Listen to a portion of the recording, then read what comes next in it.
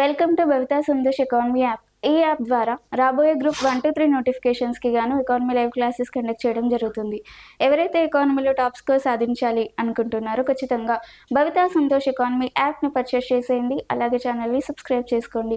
భవితా సంతోష్ ఎకానమీలో daily current affairs అనేవి తెలుగు మరియు ఇంగ్లీష్ మీడియంలో కూడా అవైలబుల్గా ఉన్నాయి. కాబట్టి ఖచ్చితంగా భవితా సంతోష్ ఎకానమీ యాప్ని పర్చేస్ చేసేయండి. అలాగే ఛానల్ని సబ్స్క్రైబ్ చేయండి.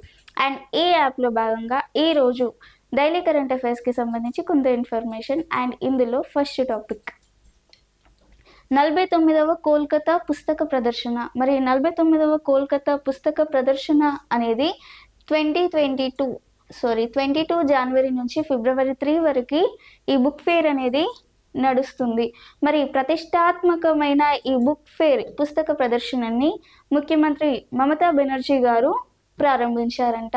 మరి ముఖ్యమంత్రి మమతా బెనర్జీ గారు ప్రారంభించిన ఈ కోల్కతా పుస్తక ప్రదర్శన ఏదైతే ఉందో దాంట్లో 1000కి పైగా స్టాల్, లిటిల్స్, మ్యాగజైన్స్, పెవిలియన్స్ మరియు పలు అంతర్జాతీయ ప్రచుర్య కార్యకర్తల భాగస్వామ్యం అనేది ఉండింది. మరి ఈ పుస్తక ప్రదర్శనలో చైనా అనేది 15 ఏళ్ల తర్వాత ఇందులో పార్టిసిపేట్ చేస్తుందంట. మరియు రచయిత స్వప్నమోయ్ చక్రవర్తికి లైఫ్ టైమ్ అచీవ్మెంట్ అవార్డు అనేది కూడా ఈ పుస్తక ప్రదర్శనలో భాగంగా కూడా ప్రదానం చేయనున్నారు. పుస్తక ప్రదర్శన అనేది ఇప్పటివరకు ఫిబ్రవరి 3 వరకు జరగనుంది. సో ఇందులో రచయిత స్వప్నమోయ్ చక్రవర్తికి లైఫ్ టైమ్ అచీవ్మెంట్ అవార్డు కూడా ఇవ్వనున్నారు. So 49th Kolkata book fair 2026 from January 22 to February 3 lake. So it was conducted in between January 22 to February 3. So this International Kolkata Book Fair was inaugurated by CM Mamata Banerjee. So China is participated in this book fair after 15 years. So in this case, writer Swapnamoi Chakravarti to be honored with a lifetime achievement award, and this is about 49th International Kolkata Book Fair. Next, పెసా రాష్ట్ర rankings 24-25కి సంబంధించి పెసా state rankings 24-25. మరి పెసా అంటే panchayat Raj extension schedule ఏరియాస్కి సంబంధించి ర్యాంకింగ్స్ని ఇవ్వడం జరిగింది. Panchayat Raj schedule ఏరియాస్కి సంబంధించిన ర్యాంకింగ్స్ని ఇవ్వడం జరిగింది. మరి షెడ్యూల్ ఏరియాస్కి సంబంధించి పంచాయతీ రాజ్ వాళ్ళు ర్యాంకింగ్స్ ఇచ్చిన వాటిలో 24-25 ఆర్థిక సంవత్సరంలో మహారాష్ట్ర, మధ్యప్రదేశ్ మరియు హిమాచల్ ప్రదేశ్లు మొదటి 3 స్థానాల్లో నిలిచాయి. అలాగే పర్ఫార్మెన్స్ విభాగంలో మనకి రాజస్థాన్, ఛత్తీస్గఢ్, తెలంగాణలు వరుసగా 3 స్థానాల్లో నిలిచాయంట. అలాగే యాస్పిరెంట్ విభాగంలో ఆంధ్రప్రదేశ్, గుజరాత్లు వరుసగా 2 స్థానాల్లో నిలిచాయి. ఈ ర్యాంకింగ్స్ని ఎవరిచ్చారు అంటే పంచాయతీరాజ్ శాఖ వారు 24-25 ఆర్థిక సంవత్సరానికి సంబంధించిన ర్యాంకింగ్స్ని ఇవ్వడం జరిగింది. మరి ర్యాంకులు సాధించిన రాష్ట్రాలకు కేంద్ర పంచాయతీరాజ్ శాఖ సహాయక మంత్రి ఎస్పీ సింగ్ అభినందించడం జరిగింది. మరి పంచాయతీరాజ్ ర్యాంకింగ్స్ని ఇచ్చినప్పుడు పంచాయతీరాజ్ శాఖ మంత్రిగా పనిచేస్తున్న ఎస్పీ సింగ్ ఈ రాష్ట్రాలని అభినందించడం జరిగింది. So Maharashtra, Madhya Pradesh and Himachal Pradesh have secured in top 3 rankings according to PESA state rankings 24-25 financial year. So in this case, in the category of performance, Rajasthan, Chhattisgarh, Telangana are places top in this state rankings. And in category of aspirant, Andhra Pradesh, Gujarat are places top 2 places in aspirant category. So this PESA state rankings 24-25 was released by PESA Panchayati Raj. So in this case, Panchayati Raj SP Singh congratulated the states have secured the ranks. The states have secured the ranks. Which states has secured the ranks? Panchayati Raj Minister SP Singh congratulated those states. And this is about PESA state rankings 24-25 కి సంబంధించి. Next UPI services cooperative bankings. మనకి సహకార బ్యాంకుల్లో UPI సర్వీసెస్లో మనకి UPI సర్వీసెస్లో అంటే ఏంటి, మనకి మెయిన్గా నాన్ బ్యాంకింగ్ వ్యవస్థకి సంబంధించి, అంటే బ్యాంకుతో అవసరం లేకుండా ఫోన్ టు ఫోన్ మనకి ట్రాన్సాక్షన్ ఈజీగా ఉండే విధంగా మనకి యూపీఐని ఏర్పాటు చేశారు. మరి యూపీఐలో ఈ మధ్యన సహకార బ్యాంకుల్లో యూపీఐ సర్వీసెస్లో అధికంగా ఉన్నాయి అని చెప్పి ఇందులో పేర్కొనడం జరిగింది. సో సహకార banks UPI services was introduced for customers to for easy transaction. So it is introduced for customers for easy transactions. So in these cases cooperative bankings are also involved in this UPI services. భారతదేశంలోని అనేక సహకార బ్యాంకులు ఇప్పుడు UPI సేవలను అందిస్తున్నాయి. మరి UPI సేవలను అందించడం ద్వారా మనకి వినియోగదారులకి పీర్ టు పీర్ బదిలీ, వ్యాపార చెల్లింపులు మరియు క్యూఆర్ కోడ్ స్కానింగ్ మరియు రియల్ టైం 24/7 లావాదేవీలను నిర్వహించడానికి వీలు కల్పిస్తుంది. ఈ BHIM, గూగుల్ పే మరియు పేటిఎం వంటి యాప్ల ద్వారా ప్రారంభించబడ్డాయి. ఇది దేని నుంచి ప్రారంభించబడింది అంటే BHIM, గూగుల్ పేస్, పేటిఎం వంటి వాటితో ప్రారంభించబడ్డాయి. మనకి గూగుల్ పేస్, పేటిఎమ్స్ అంతకుముందు మనకి ట్రాన్సాక్షన్స్ అంటే ఎక్కడికి వెళ్ళే వాళ్ళం, బ్యాంక్స్కి వెళ్ళే వాళ్ళం. మనకి ఎప్పుడైతే గూగుల్ పేస్, పేటిఎమ్స్ వంటి యూపీఐ సేవలు అందుబాటులోకి రావడం జరిగిందో మనకి ట్రాన్సాక్షన్స్ అనేవి ఈజీగా జరగడం స్టార్ట్ కావడం జరిగింది. So main cooperative banks in India now offer UPI services. This also customers to conduct real-time 24/7 transactions such as peer-to-peer transfers, business payments and scanning QR codes. These are enabled through apps like BHIM and Google Pay or Paytm. And this is about UPI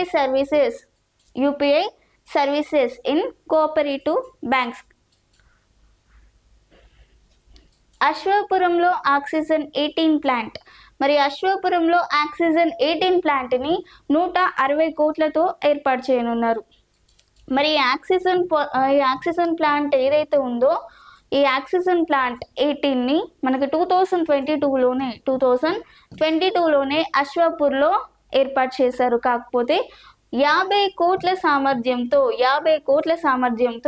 10 లీటర్ల కెపాసిటీతో ఈ అశ్వాపురం 18 ప్లాంట్ని మనకి 2022లో ఏర్పాటు చేశారు. మనకి 2022లో ఏర్పాటు చేసినప్పుడు మనకి ప్రపంచంలోనే ఆక్సిజన్ 18ని ఉత్పత్తి చేస్తున్న దేశంగా ప్రపంచంలో 6వ స్థానంలో నిలిచింది. అప్పుడు మనకి అమెరికా మరియు ఇజ్రాయిల్ తర్వాత మనకి ప్రపంచంలోనే 6వ దేశంగా నిలిచింది భారత్. మరి ఇప్పుడు న్యూ కెపాసిటీతో, అత్యధిక కెపాసిటీతో, దాదాపుగా 100 లీటర్ల కెపాసిటీతో, పూర్వం ఎంత 10 లీటర్ల కెపాసిటీతో 50 కోట్లతో ప్రారంభించారు. ఇప్పుడు ఎంత 100 లీటర్ల కెపాసిటీతో 160 కోట్లతో ఆక్సిజన్ 18 ప్లాంట్ని అశ్వాపురంలో నిర్వహిస్తున్నారు. ఆక్సిజన్ 18 ప్లాంట్ని. So oxygen 18 plant in Ashwapuram. So oxygen 18 plant in 2022 oxygen 18 plant was introduced with a capacity of 10 liters with the amount of 50 crores. But now more than capacity of 10 liters they are inaugurated or introducing 100 liters capacity with 160 crore value. They are establishing oxygen 18 plant in Ashwapur. Oxygen 18 plant in Ashwapuram. దీనికి సంబంధించి మరికొంత information. Bhadradri Kothagudem జిల్లాలో అశ్వాపురం మండలం కేంద్రంలో ఉన్న బారుజల ప్లాంట్కి అనుగుణంగా 160 కోట్ల వ్యయంతో ఈ ఆక్సిజన్ 18 ప్లాంట్ని ఏర్పాటు చేస్తున్నారు. 160 కోట్ల వ్యయంతో ఏర్పాటు చేస్తున్నారు. సో 100 కిలోల సామర్థ్యంతో 160 కోట్లతో మనకి ఏర్పాటు చేస్తున్నారు. మనకి 2022లో ఎంత 50 కోట్లతో 10 లీటర్ల కెపాసిటీతో 10 లీటర్ల కెపాసిటీతో ఏర్పాటు చేశారు. దానికి మించి ఇప్పుడు ఏర్పాటు చేస్తున్నారు. మరి శక్తి కమిషనర్ చైర్మన్ భారత అణుశక్తి కమిషన్ చైర్మన్ అజిత్ కుమార్ మొహంతి ఈ నెల 31న ఈ ప్లాంట్కి శంకుస్థాపన చేయడం జరిగింది. ఎవరు? అజిత్ కుమార్. మనకి అణుశక్తి కమిషన్ చైర్మన్గా ఉన్న అజిత్ కుమార్ ఈ నెల 31న ఈ ప్లాంట్కి శంకుస్థాపన చేశారు. So an oxygen 18 plant will be set up across 160 crores with a capacity of 100 liters. In a previous, they are set up with 10 liters capacity with the amount of 50 crores. So in this case, Ajit Kumar Mehandee, Chairman of Energy Commission Mehandee visit a site on 31st January 2026 to lay the foundation stone for this plant. For this plant. And this is about oxygen 18 plant in Ashwapuram. Next, Padma అవార్డ్స్ని ప్రకటించిన కేంద్రం. మరి Padma awards అనేవి ప్రతి సంవత్సరం ఏ ఇయర్లో ఇవ్వబడతాయి, లేదంటే ఎప్పుడు ఇస్తారు అంటే మనకి గణతంత్ర దినోత్సవం సందర్భంగా, గణతంత్ర దినోత్సవం ముందే మనకి పద్మ అవార్డ్స్ని ప్రకటిస్తుంది. మరి పద్మ అవార్డ్స్లో ఏ కేటగిరీలో పద్మ అవార్డ్స్ని ప్రకటిస్తుంది అంటే మనకి పద్మశ్రీ, పద్మవిభూషణ్, పద్మభూషణ్ అంటే 3 కేటగిరీలో మనకి గణతంత్ర దినోత్సవానికి ముందుగా మనకి ఈ అవార్డ్స్ని ప్రకటిస్తుంది కేంద్రం. మరి దీనికి సంబంధించి ఉన్నత స్థాయి విశిష్ట సేవకు పద్మభూషణ్ మరియు ఏదైనా కార్యాచరణ రంగంలో గుర్తింపు కలిగిన పదవికి పద్మశ్రీ అవార్డ్స్ని ప్రదానం చేస్తారు. అలాగే అత్యుత్తమైన సేవ మరియు విశిష్టమైన సేవలను గుర్తించడం జరుగుతుంది. ఈ పద్మశ్రీ అవార్డ్స్కి సంబంధించి మనకి పద్మభూషణ్ విశిష్ట సేవకు ఏదైనా కార్యాచరణ రంగంలో పద్మశ్రీ వంటి అంశాలను బేస్ చేసుకొని మనకి పద్మ అవార్డ్స్ని ప్రదానం చేస్తారు. మరి 2026 పద్మ అవార్డ్స్ల విజేత జాబితా, మరి దానిని ఏ రంగంలో ప్రధానంగా షేర్ చేశారు అనేది వేరే టాపిక్లో మాట్లాడుకుందాం.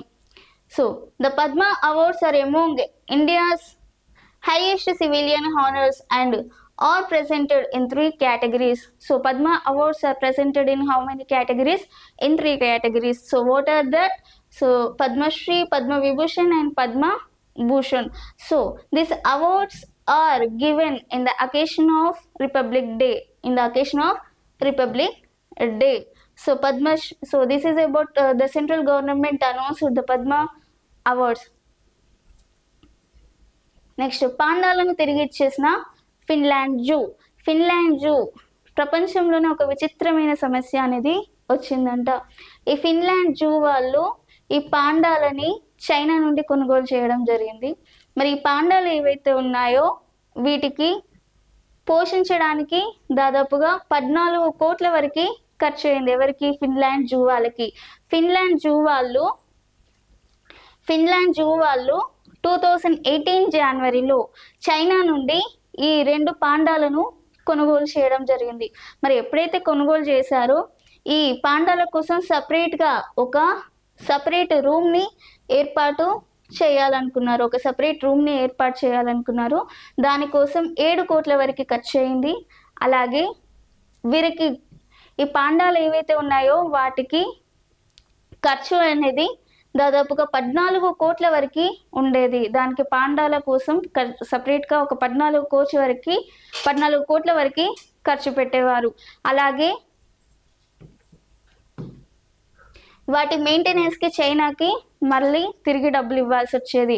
అంటే మనం కొనుగోలు చేసినప్పటి నుంచి ఆ రూమ్కి, వాటి ఖర్చుకి, అలాగే చైనాకి ఇవ్వాల్సి రావడం జరిగింది. దీంతో ఫిన్లాండ్ జూ వారికి దీని మెయింటెనెన్స్ కష్టం కావడంతో మరి 2 పాండాలను చైనాకి తిరిగి ఇవ్వడం జరిగింది. దాదాపుగా 74 crores మనకి వీటి కోసం ప్రత్యేకంగా 8 మిలియన్ యూరోలను ఖర్చు చేశారు. వీటికి సపరేట్ రూమ్ కోసం అంటే దాదాపుగా 74 కోట్ల రూపాయలను ఖర్చు చేశారంట. వీటిని చూసుకోవడానికి 14 కోట్ల వరకు ఖర్చు అయ్యేది. A zoo in Finland has a strange problem. So they took 2 pandas from China. So it cost a lot of money to take care of these pandas. So that's why it was decided to send the pandas back to China. So they are purchased in 2018 January onwards. So in that case they are spent 74 crores to build a separate room for 2 pandas, and also the maintenance cost of 2 pandas are 14 crores. So in this case they decided to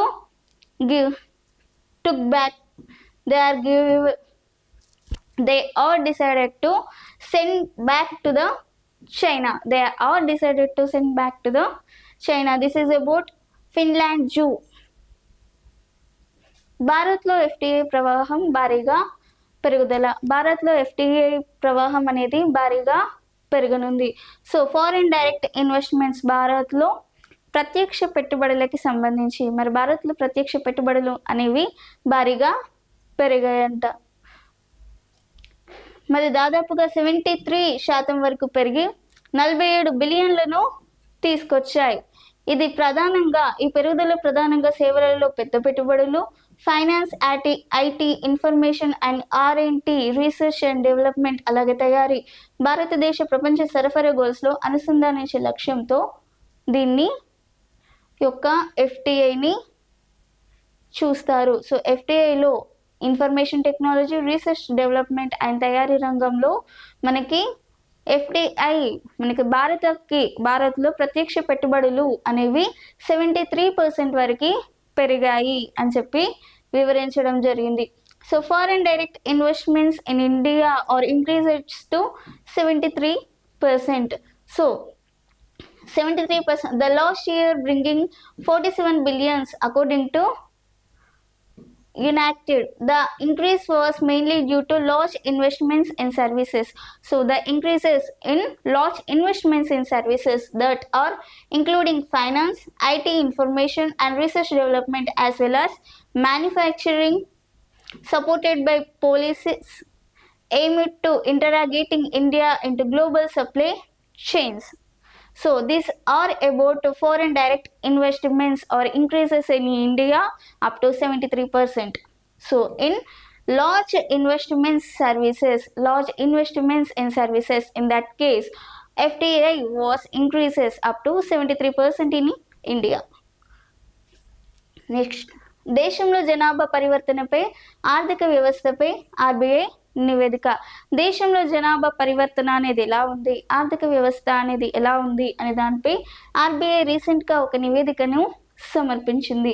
మరి ఆ నివేదిక ప్రకారం భారతదేశం 2026లో సగటు వయసు అనేది 64.8%గా పనిచేసే వయసు జనాభాని కలిగి ఉంటుంది. అలాగే ఇది 2031 నాటికి 65.1%కి పెరుగుతుంది అని చెప్పి జనాభా పరివర్తనకి సంబంధించిన సమాచారాన్ని ఆర్బీఐ నివేదిక వెల్లడించింది. అంటే మన సగటు వయసు ఎంత? 64.8%. అది 2031 నాటికి 25.1%గా పెరుగుతుంది అని చెప్పి నివేదికలో వెల్లడించారు. అలాగే మనకి వేరే రాష్ట్రాలతో కంపేర్ చేస్తే ఈ విధంగా అయితే ఉండదు. మనకి ఆర్థిక వ్యవస్థపై ప్రభావం, మనకి జనాభా పరివర్తనపై భారతదేశంలో ఈ విధంగా ఉంది. అలాగే మనకి ఆర్థిక వ్యవస్థపై రాష్ట్రాలపై ప్రభావం అనేది ఏ విధంగా ఉంది అని చూస్తే బీహార్, ఉత్తరప్రదేశ్, మధ్యప్రదేశ్, ఛత్తీస్గఢ్, జార్ఖండ్, హర్యానా వంటి రాష్ట్రాలు 2031 తర్వాత కూడా శ్రామిక ఉత్పత్తిని ఎక్కువగా కలిగి ఉందంట. మనకి ఈ రాష్ట్రాల ఆర్థిక వ్యవస్థకి సంబంధించి ఏవైతే బీహార్, ఉత్తరప్రదేశ్, మధ్యప్రదేశ్, ఛత్తీస్గఢ్, జార్ఖండ్, హర్యానా వంటి రాష్ట్రాలు 2031కి నాటికి కూడా అధిక శక్తి సామర్థ్యాన్ని, శ్రామిక శక్తి సామర్థ్యాన్ని కలిగి ఉంది. ఇది జనాభా పరివర్తన మరియు రాష్ట్రాల ఆర్థిక వ్యవస్థకి సంబంధించి.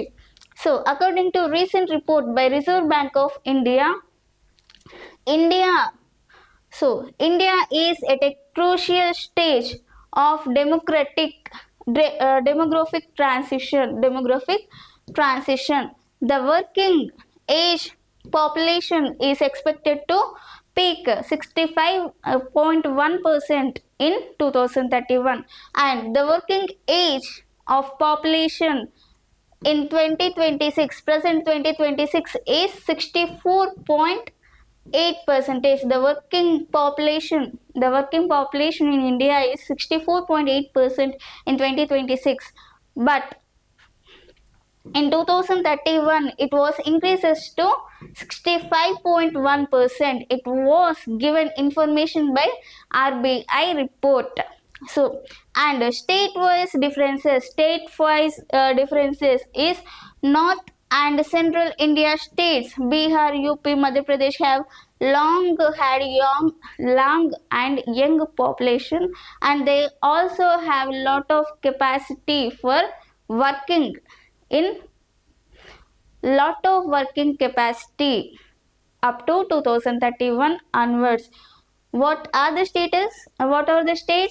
Bihar, Uttar Pradesh, Madhya Pradesh, Chhattisgarh, Jharkhand, Haryana states have lot of working capacity up to 2031 onwards, and this is about demographic transition in India and state-wise differences in all the states.